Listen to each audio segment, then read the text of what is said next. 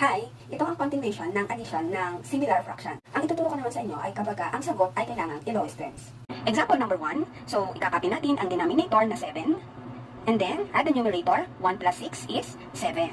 Kung mapapansin nyo, magkapareho ang numerator at denominator. I-divide natin ang numerator sa denominator. 7 divided by 7 is 1. So, lagi niyong tatandaan na kapag ang inyong sagot ay magkapareho ang numerator at denominator, ang lowest terms niyan is 1.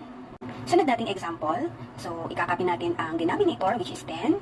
And then add the numerators, 2 plus 3. So, 2 plus 3 is 5. So, kung mapapansin nyo, yung 5 and 10, meron pa silang common factor or GCF na 5. Pwede silang i-divide pareho sa 5. So, 5 is 5 times 1 and 10 is 5 times 2. I-cancel natin ang 5. So, ang natira is 1/2. So, the final answer is 1/2. Next example natin. So, ikakopy natin ang denominator, which is 20. Then, add 3 plus 5 is 8. So, hindi pa tayo titigil doon. Ang 8 and 20, may common factor pa. Ang GCF niya is 4. It's 4 times